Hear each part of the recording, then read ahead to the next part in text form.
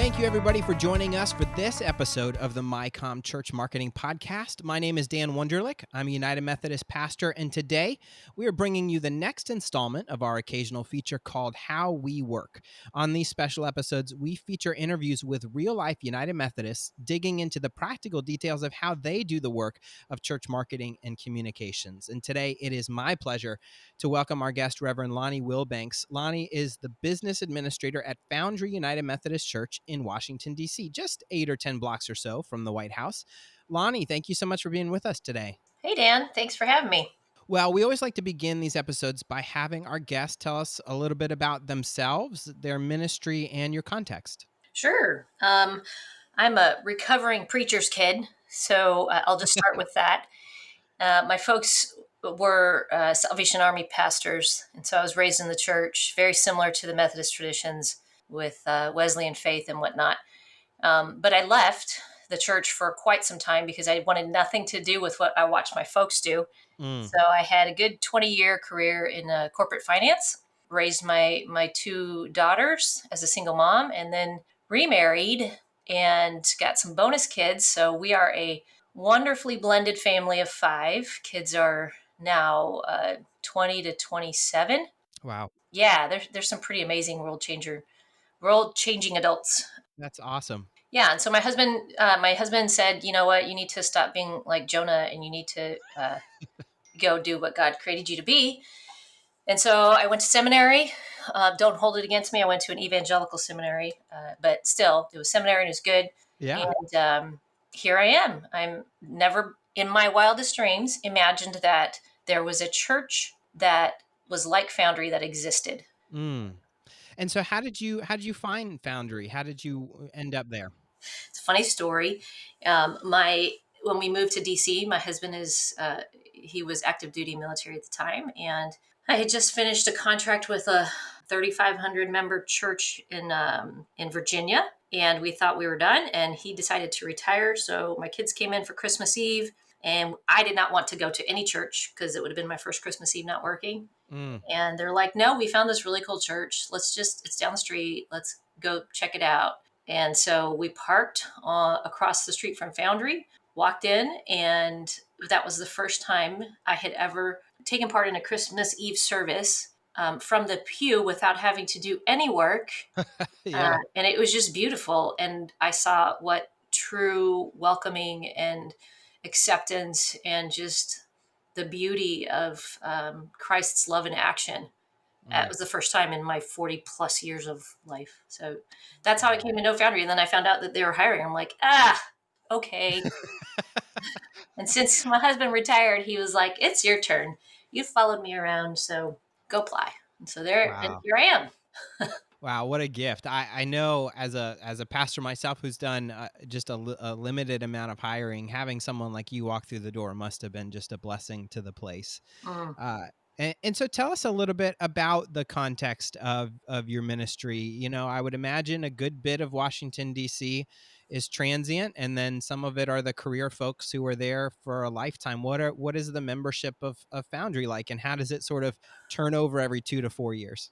Yeah, so it's interesting because it does turn over every 2 to 4 years, actually, based on the administration, and and because we're the nation's capital with a lot of military folks as well. Right.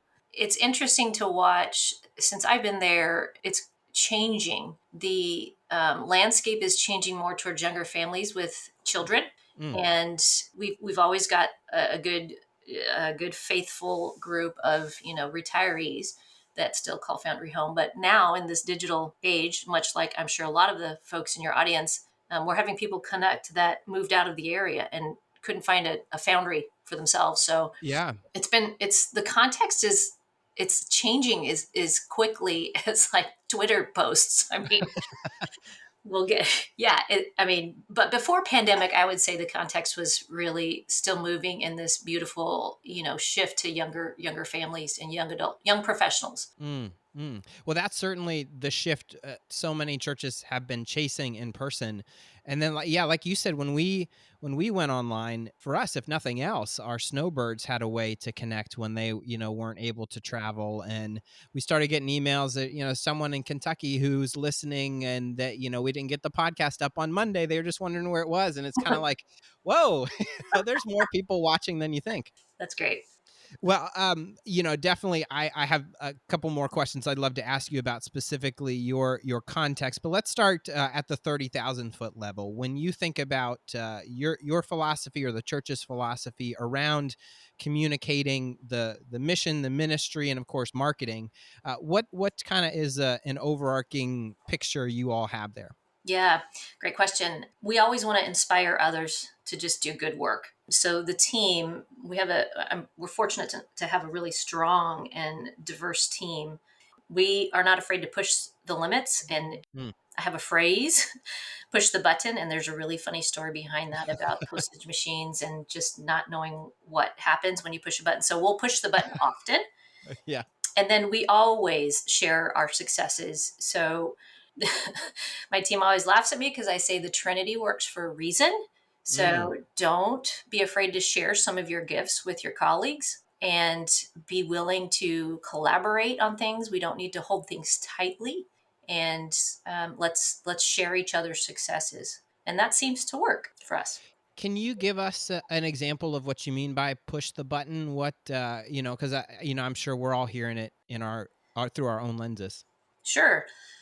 One of the early communications things that I did under the guidance of Pastor Ginger, who is just a phenomenal human being, Yeah, was to change the bulletin. And that was such a process. And so, again, coming from the evangelical world, it was just like, okay, let's put some color into it. yeah, What was that? So, and I think that was kind of the first risk, naively, that I took. I took this sure. risk totally out of like, I'm going to come in and do this. And it backfired on a lot of things. But what it also Mm, did is it pointed to the level of creativity that so many folks in our church thrive for. mm, And I mean, don't get me wrong, I love Methodism. I love all of the, the process and procedures and some of the scriptural and common book of prayer. There's so many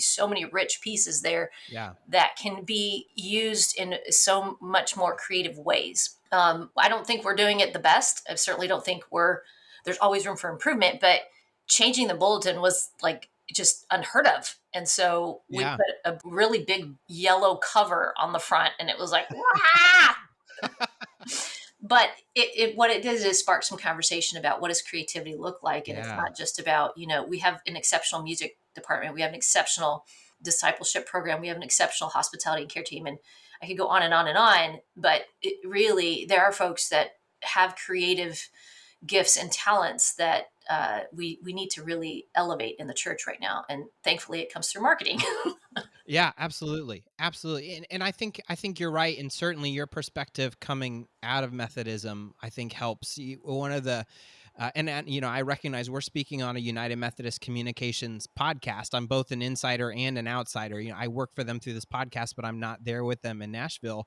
When my life groups are looking for content, whether it's a Bible study or a conference or seminar to go to, they know exactly what the Baptist publishers are putting out and what some of the non-denominational churches are doing, because they're so much, I'll say better, it may just be different, they're so much better slash different at marketing these things and making them look attractive and making them seem creative and engaging. And it's not that we don't have creative and engaging Bible study leaders or conferences or things that get published in our tradition, but yeah, I definitely think we sometimes think the strength of our content will market itself, and there's too much out there to think that that alone is going to do it. Is that something you have felt and experienced being in both worlds? Absolutely. One of the things that really stands out to me as you're talking about the various tools that are available to us is just the simple infographic. Yeah. We like to explain things, but in today's context, you should be able to do it with a simple infographic, and Mm, that's a complete shift from a lot of the things that were taught in seminary, a lot of the things that were taught in churches. There's the fine balance of making sure that we're communicating well through an infographic and not watering down what is so beautiful in the scriptures yeah. or in just all of the various pieces of our tradition. And so I think being able to find the right mix of that has been one of the keys to some of the successes we've seen. Mm. And I know, for again, going back to my experience, one of the silver linings to COVID has been the death of some of the sacred cows, like the bulletins. I mean, our first shift before we went online was a no touch experience. So we did a Sunday or two of, we're just not going to have bulletins for a little while because of this little bug thing going around. Who knew? We didn't know Yeah, it was coming. But have you all, sort of jumping into the COVID world, or are there things that you all are seeing this as an opportunity to kill or change, or changes that you've made that you're really glad to have had the chance to make under the cover of something you can't control? absolutely. My experience in some of the other traditions, particularly around offering, Oh yeah. the idea of setting anything up digitally was a little bit of a push. But now, yeah, I mean, again, it's creative thinking and reminding folks that, okay, we're doing this to foster a greater mission, so we don't Mm, necessarily need to pass a plate. yeah. And that has been a gift because it helps sustain us too. Right. Absolutely. Yeah, we have a lot of folks that still really appreciate paper. Yeah. Yeah. Right. And I get it. We'll print it on recycled paper. We'll make sure that we're doing our best to still meet those needs while still caring for the environment. Creation care is really important to us as well. Mm. But I do think that has been the overarching gift in this season has been the elimination of paper. Yeah, yeah, sure. Absolutely. And I am finding that some of our, we obviously still have folks that struggle with the internet, but it's not, I think, as big of a struggle as maybe we in the church thought it was. Have you found that to be the case? Absolutely. And we've also found that a lot of our young folks, our young people, like to actually get on the phone and call Mm, some of our folks that are technically challenged and help walk them through things. that's awesome. That's Yeah. awesome. Well, let me ask you, what do you love about what you do? I love that it's never the same every day. I'm Yeah. going to be doing something that is just uniquely different. I love that I'm an introverted eight on the Enneagram. Okay. All right. Right. So personally, I love this pandemic because I can hang out at home more. Right. Right. But I also love working with a close knit group of folks who share the same vision and mission Mm, that we do. And we get that from our senior, that's leadership top down. right. So I love engaging with the diversity of our area. I love engaging with folks who have been doing this for a really, really long time. I also really love learning from both the more seasoned Methodists and the babies than in the group, and some of these young people. I tell my kids all the time, I learn more from you as adults now than when you were all children. Yeah. So yeah, I think that's yeah. I love that element there. That's awesome. And how about when you think about the work of marketing or even ministry as marketing? What and by that I mean, when you do good in the community, word spreads. What part of that really gets you going? Probably when I see a hashtag come through that someone on our Mm, team created, or and I recognize that this is not always the case for some other parts of the country, but whenever another church or another faith group, interfaith group, asks us for any kind of collaborative work, that to me is an affirmation, but it's also okay. We're not all just because you're Lutheran, just because you're evangelical, just because you're Methodist. The message should still remain the same. So I, yeah. I love when that type of work can happen organically. That's really cool. And that's certainly something that exists in different contexts. I Earlier in my career I served a 2-point charge, and and one of my churches was a small rural church out in what used to be, citrus land until a freeze back in the 70s like killed everything, and now it's just, where the people who don't want to live in the city live. And but there, like, all of the churches work together, every denomination was working together. And then there are certainly other places where there's unfortunately rivalry, or there's just everyone's in their own silo. Right. Is there something, is a place like DC a place that sort of forces you all to work together simply because you all know you're in this really unique place? Or does the fact that the whole town kind of runs on debate and power, does that make it harder for you all to overcome? It's a great question. I'll rely on some of the history of my parents rearing churches in really, really small towns. And I've seen it still in the context of DC. When you're trying to, Salvation Army has a phrase, doing the most good. Hmm. And that phrase is kind of the heartbeat, I think, of evangelism. Yeah. If you're just trying to do the most good out there, the context and the culture and the environment doesn't necessarily matter. If you're Mm. really Hmm. trying to outshine someone, that's when you're not doing the most good. If you're Mhm. trying to be better than something that you saw, in LA or whatever, then you're not really doing the most good. You're trying to outdo people, and that's not what Christ calls us to do. Mm. Christ calls us to just do the most good that we can. And so we've seen a lot of interfaith dialogue come through, especially during the Muslim ban. Right. That did not have anything to that had more to do about how we were representing Christ in our Hmm. actions, than it did, if our program was better than those in the Islamic world. So I've really seen an intentional growth in a lot of churches to be more doing the most good as opposed to outdoing the church down the street. Well, that's great, and I hope our listeners, you heard in there, like I did, the marketing takeaway is you don't need to be the Hillsong, or the Life Church, or the Joel Osteen, or even the Foundry UMC in your community. You need to be the presence of Christ in your community. And so often, especially in this marketing world, we want our websites and our graphics and our social posts to look exactly like the church that has, hundreds or tens of thousands, or more followers, and that's not always exactly what our community needs. So yeah, that's definitely in there. So we are recording this about a week after the inauguration. It'll be a week tomorrow in January 2021, and that's just the latest thing to happen in your immediate area. Hopefully tomorrow's a quieter Wednesday after a string of Wednesdays, but like all of us, you all have faced the triple whammy of a global pandemic, all of the focus and activity around racial justice during the summer of 2020, and then the presidential election and all that followed.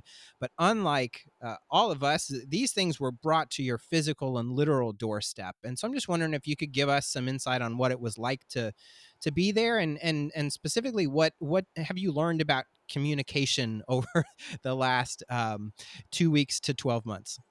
The first half of your question was what it was like. Yeah.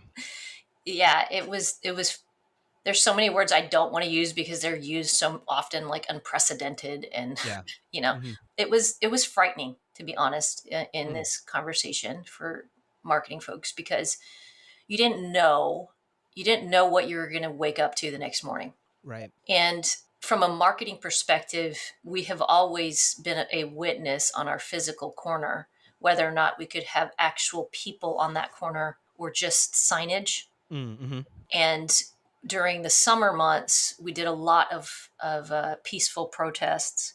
We were there. Some of our folks were down there when the former president decided to go in front of St. John's Church for a photo opportunity.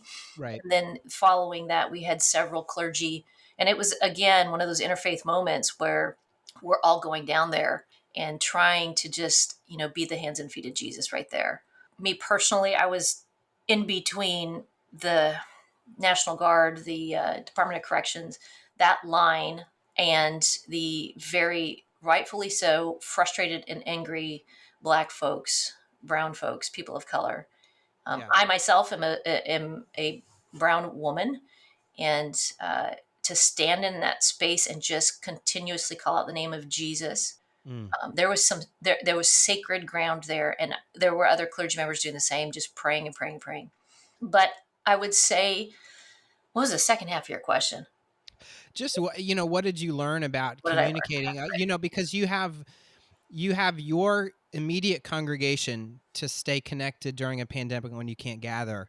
And then, I'm one of your clergy colleagues down here in Florida, and suddenly Foundry UMC is on the national news because one of your signs has been torn down by a group of protesters. And so now you've got to communicate on a national or even international level. And most of us are probably not going to find ourselves in that position. You all are in a unique physical location, but that's two different kinds of communicating. How do you let Bob and Linda know how to access online worship versus you're answering Anderson Cooper's questions about signs being torn down? Well, let me just, for a point of clarity, our signage actually never was torn down. That was our Oh, sister okay. congregation, Asbury UMC, down the street Oh, that's from us. right. Hmm. But that act resulted in several of the churches in the immediate area creating one and having a sign, a Black Lives Matter sign, ready to go in case it was torn down again. And Mm-hmm. so, from a marketing perspective, it was one reassuring folks that we were safe because we all have families and and loved ones, and our congregation. A lot of them used to. We're standing on the shoulders of some great ones who were doing protests long before any of us were even born. Right. So to reassure them that we were doing things in a safe way and in an effective way, that was key. So we also made sure that we were in groups. We didn't go do anything on our own. That way we could capture someone could capture what was happening. So it's like Old Testament scribes, right? Yeah. Right. Hmm. You've got a couple folks who are really, really good at Twitter, and you have a couple folks who can just capture the footage without even having to say a word. And so that was a shift for us because that is a lot of mainstream like video production and Right. mainstream web development. And not all most churches don't have that type of Right.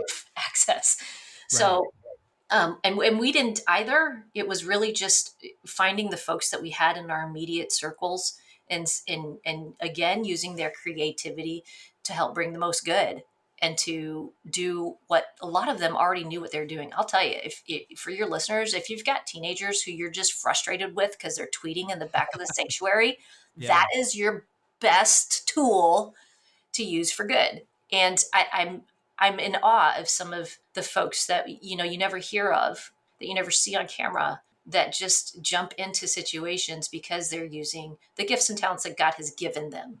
Oh, 100%. Yeah, volunteering in church marketing and communications is one of those opportunities that there are probably people in your church waiting Yeah. for an invitation or don't even know exist. Like they want to volunteer, but they're not gonna hold the door, or they're not gonna, show up to set up or tear down. Like that's just not what they feel called to do. And even some people who are maybe not that social, like they're good at social media, but they're not good in person. There are Yep. all these opportunities there. So when you all had to shift, when things we were not no longer to able to meet in person, what was the easiest part of the shift for you all? What was maybe the most challenging part of the shift? Well, the easiest part was just getting the whole team stabilized.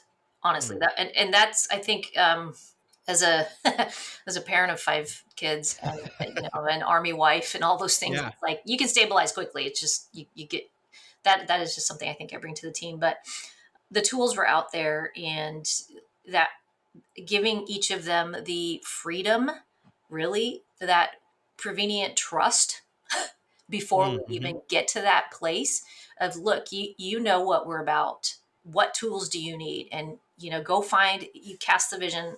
I'll use our AV manager who was just a sound tech to begin with, and I said, this is what we need to have happen. Can you find a tool out there? And so I mean, he's a gamer, and he found a tool, and he found a tool that was free for like six Awesome. months yeah. So that was not difficult to get everybody stabilized and get them all the right type of equipment. I think what was the hardest thing was to really, really embrace and still be a champion for going digital and being in such an extended season of Yeah. being alone. And Yeah. that has continued to be the challenge. And Pastor Ginger sent us a link to the stages of the pandemic and the stages of reaction. And I'm not doing this a good service, but basically you get all excited and your adrenaline's going, and then all of a sudden you hit a wall, and then it's like severe depression. Yeah. So we're at that place now where folks, especially in the winter, where it's like, oh, how much longer? Yeah, the vaccine's out there, but how much longer? How much longer? And people really didn't want to engage two dimensionally. Mm-hmm. But now there's this hope, and it's like, okay, do you want to see faces up close when we get back in the sanctuary? Because if you do, we can make that happen. Like, we'll where a conversation about putting a screen in the sanctuary was never even on the table. Now folks have really embraced being able to see, our choir up close, Pastor Ginger up Mm. close, those types of things. But that has been really, really hard to do, is to get folks to find church in their own home spaces. That Oh yeah. really hard. Yeah, when my we have a 2-year-old, almost 3-year-old, and so my wife and daughter have not been to a church service other than Christmas Eve since March of last year. We did Christmas Eve outside. You Wow. talk about the first Christmas Eve of not working. It was like I really wanted to take this year off. Honestly, I just wanted to do it all online, but it worked out. It was really valuable. It was really windy, so none of the Silent Night candles stayed lit, but we at least got to do it, and we got it in. But some weeks I get home, my wife said the sermon was great, and some weeks I get home and she doesn't say anything, and I say, oh, the sermon must have been bad. She goes, yep, sorry, we just 2-year-old, we just Yeah. didn't it didn't happen. And we're finding even some of our folks who used to be big time volunteers on Sunday, their rhythms have changed, and they don't church isn't Sunday morning for them. They do it another time in the week, and they're kind of not really interested in coming back Sunday morning now that they can get it on demand later. So between screen fatigue, digital fatigue, Zoom burnout, shift in patterns, like how do you I mean, I know that there are opportunities in every challenge, but how are you trying to keep your team focused on the opportunities when it's so easy to hear stories like that and be like, it's all falling apart? Yeah. Yeah, that felt like last week. Yeah, Or yeah, no, 2 weeks ago. yeah, I heard this term used in another podcast: phygital, physical and digital. And yeah, I'm not a fan of the term, just because it feels funny saying it. But yeah, we've got to get to a point where we can just embrace people where they are. yeah. And if that means that, they are done with the church in general, which, goodness gracious, I don't blame a lot of folks who have watched, Christianity just take such a hard turn to nationalism. Right. um, then we have to be okay with it. Does that mean we stop loving these folks? Absolutely not. And so I think, what's going to probably carry us through these next 6 to 9 months, and maybe you asked me in 6 to 9 months if this works, Right. Right. is just to continue to send them love notes. You may Mm. not want to be a part of the church, you may not want to even hear anything, but just know that in this season of uncertainty, that we still love you, and nothing has changed about that. And no matter what, I mean, Pastor Ginger, before every service, no matter what, no matter what, no matter whom you love, no matter what your immigration status is, no matter, and that carries into this phygital world, no matter what, you're still going to be loved by Christ and by your Foundry clergy. So, who doesn't love a love note? Yeah, absolutely. And we've been calling people on the phone every couple months, and then we send out like donut gift cards and things. Now they're such simple, small things that really make and they're the things that you maybe don't even think of doing when you see people face to face. Well, that opens up the door to shift to, we kind of like to close with some more practical questions. And again, there's no right or wrong answers. This is kind of about your context. What are some things that maybe during the COVID shift, what are some things that didn't work before and are working now? Or what are some things that were working before that have just completely, the bottom's fallen out now? Systems are working great, just because it's easier to, one, keep track and do Hmm. some measurables. So we use, and I think this is one of the questions that was in that document you provided. We love Yeah. Slack. Slack is Yeah. like our answer for all things. And it's funny because one of our folks wanted to get us onto Slack before pandemic, and everybody's like, "Oh, just get up and go talk to somebody." And it was like, oh, the foolishness of all of us. So yeah, Slack has been a huge tool. Basecamp is another tool that we use quite often. That's a project management tool. Right. We do have a system now for registrations, and it's digital. So those have worked really, really well. But what I would say has just fallen, is bottomed out, has been some of those more connectional pieces like retreats. It's so difficult Yeah. to do retreats now. Yeah. And it's so difficult to like advertise for them because you don't want to just put the Zoom link out there because who knows going to show up in your retreat. Right. And really just some of the things that we used to we used to look at and go, oh, that's the best, the highlight, the Appalachian Service Project. We were just talking about that today. It's like, how are we going to do this for these kids this year again? Right? Right. How are we going to, yeah. So that has been the piece. That's one of the ones that comes to mind. That's a real challenge. It's just Mm. finding those spaces for retreat. Yeah. Well, yeah, no, that's definitely the challenge. And even for us, we're just our life group. Our life groups. That's what we call our small groups. The same group for the most part that was really engaged before are engaged now.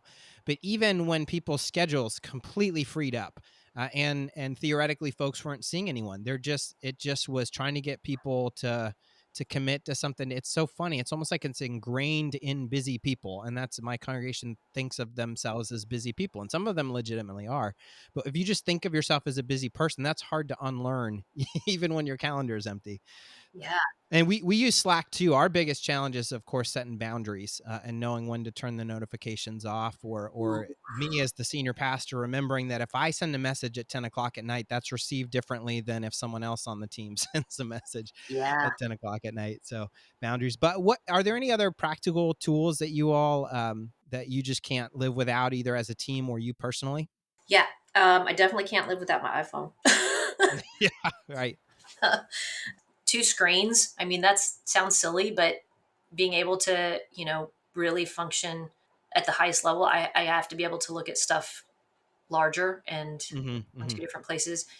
A good webcam. Nobody likes to see, yellow faces and Right. red, weird lighting. Let's see what else. So do you have one of those like TikTok ring lights? We call those the diva lights. Yeah. Well, I wear glasses, so it's always tricky because you can see Yeah. those reflections and you're just like, ah, I get it. Yeah. But I do have one. It's strategically placed because I don't, and mine's not a circle. It's one of those like square ones, but yeah.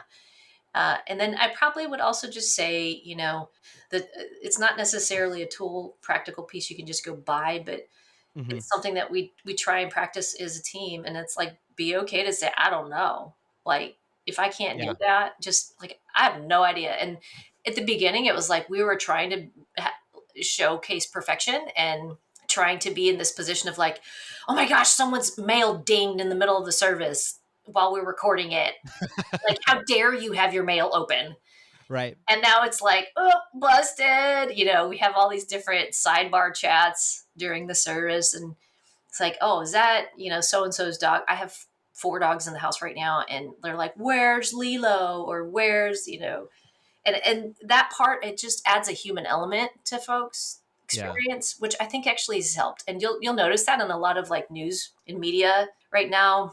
They're showing there's a lot more flexibility. Like our meteorologist here, his son called him while he was giving an update, and he answered his phone. He was like, "Hey, dude, I'm alive right now. Yeah, no worries. I'll call you back." And it's just like that's pretty cool. Yeah. Yeah. So I would say just that tool of just being able to say forgot. Yeah, I think that's been actually fun to watch our team too, just kind of loosen up around that. So Well, and that's the kind of I think authenticity that really matters. yeah. Like I would imagine you're at least familiar with the work of Seth Godin, if not, Yeah. immersed in it, like a lot of marketing folks. And he has a real problem with this whole trend of authenticity, at least the way he interprets it, which is like if you're having a bad day, just tell everyone you're sad. And he's like, no, no, we're professionals. Like, people pay us to show up and do a job. And so there's a difference between Yeah. no filter and being authentically you. And it sounds like you all are leaning into the kind of authenticity that actually builds relationships rather than hindering it. Yeah, Patrick Lencioni is he's a good thought person and Mm, a good author, and he talks a lot about that in his Catholic faith. He's more on the right. marketplace, but he's hilarious when he talks about when he's, you know what, I just got to tell them, get your bleep together. And it's Yeah. like, oh yes, okay. So yeah, that authenticity and that filter, that's a really good metaphor to just put out there for folks. Well, what kind of content inspires the most engagement from your church members? Whether it's a Mm. medium like video versus text versus audio, or calls to action versus devotions. Like, what kind of stuff really seems to resonate with your folks? Personal stories always, whether that's, written or on the medium of like a video, behind the scenes. Our folks always really want to know what's going on behind the scenes, and it's kind of funny because, like, if they could just see the setup in our houses, Yeah, it's it's a nest of wires. I'm sure it's a fire hazard. yeah, Um and also, anything that has to do with peace with justice witnesses, mm, right? So whatever we're doing in our spaces to just find some element of peace right now with that element of justice, folks just like, they gravitate towards that type of thing. We get a lot of, we don't we're not a church that measures our likes, yeah, but we do get a lot of engagement when we feature some of, the things that are happening behind the scenes and people's actual stories of how they came to Foundry. We're also I use this word a lot and it drives the staff crazy. Parsimonious. mm, We don't make it this long, lengthy description. It's like, here, come to your own conclusions about this. mm, Here's this person's stories in their own words. You don't need a preview of it. Yeah, personal stories are, and that's not new to the marketing world. That's not new to the church world. We just called them different. They were personal testimonies and right, right, that type of thing, and it was always written out and whatever. But there's just the authenticity of someone's story. It helps bring us, there's that common connection. We're a lot more alike than we are different when we share our stories like that. So yeah. And that, that's it's so much.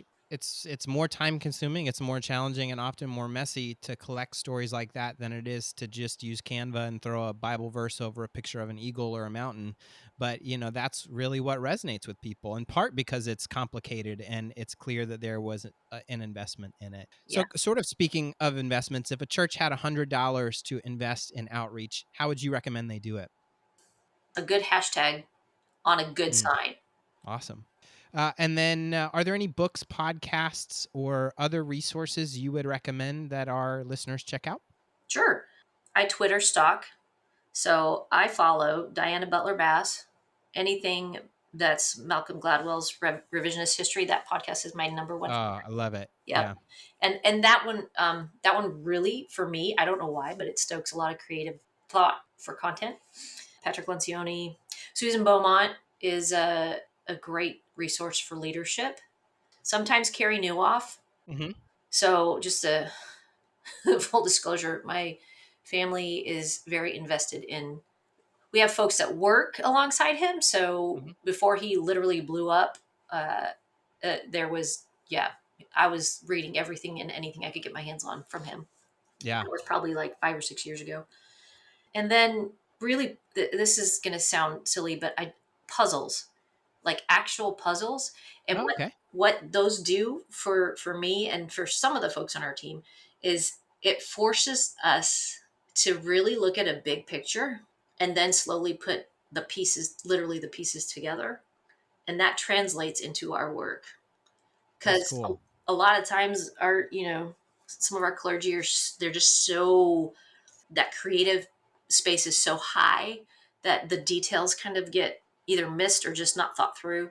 Hmm. So I'll spend, good. I mean, that's also been because of pandemic. Is what else am I going to do? I'm going to do a puzzle. Right. Right. Yeah, but it gets to a point where like I'll I'll do a puzzle and then I'll go to bed. I'm like, how can I fit my socks into a different part of the bed to make my feet warm, and just all these random things that just awaken a different part of your brain. Yeah, when my 2-year-old reached the we can do puzzles age, it was like a rediscovery. It was like it's one of it can be, 2-year-olds are in different moods, different days, but it can be one of the most fun and relaxing things to do. Yeah. Um, yeah, it's crazy. How about are there churches, businesses, or brands that you follow?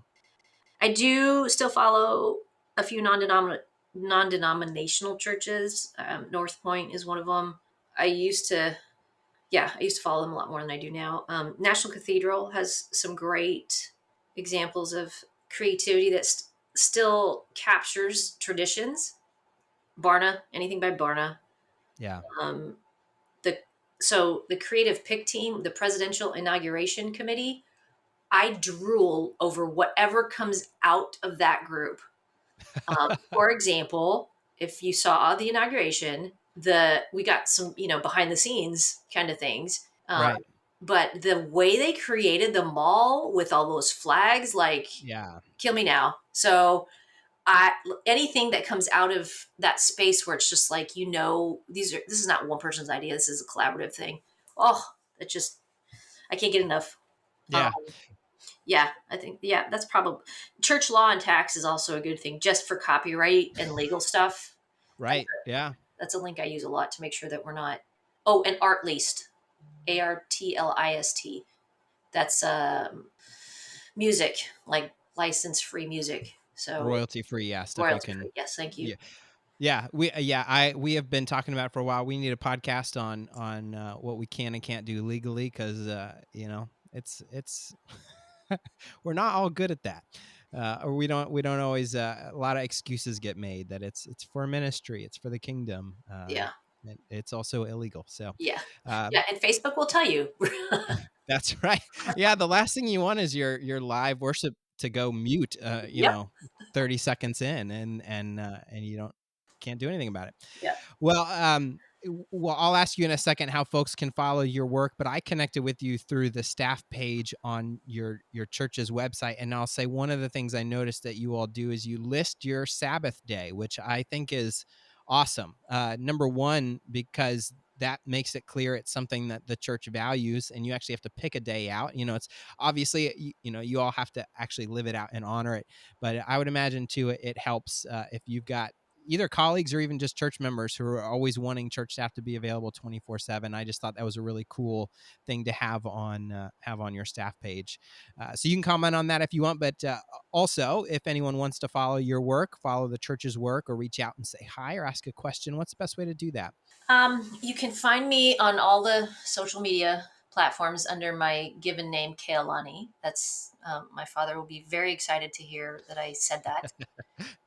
Yeah, Twitter's Lonnie. Facebook is Kealani. Sometimes I ghostwrite for Pastor G, but you can find me and good old fashioned email is always welcome. I know we live in a world of too many emails, but it's always, yeah, I do a disservice to my calendar by using email sometimes. I know that that's like a big no-no in communications, but it's, yeah, yeah, you can. Well, I don't want to set the bar too high in our listeners' expectations, but Lonnie got back to me very quickly, and she was very kind to give us her time today. So we all say thank you, Lonnie. Thank you for taking the time to share today. We really appreciate it. Oh, been my pleasure. Been my pleasure. And now, listeners, we want your help in spotlighting ministries across our churches that are making a difference in their communities through marketing and communications. Who do you want to hear from, and what kinds of things do you want us to ask? You can email us at podcast@umcom.org. And you can, of course, use that email, podcast@umcom.org, to send us any feedback or topic suggestions for the show. We always love hearing from you. As always, the easiest way to support the show and help other church communicators others like yourself find it is by sharing this episode with your friends and colleagues and by leaving a review on Apple Podcasts, Google Podcasts, Spotify, or whatever service you're listening to right now. And did you know that United Methodist Communications is celebrating 80 years of ministry? Your support ensures that the latest denominational news, dynamic stories, and informative articles will continue to connect our global community. You can make a tax-deductible donation now at resourceumc.org/giveumcom. That's resourceumc.org/GIVEUMCOM. Thanks again for listening to this episode of the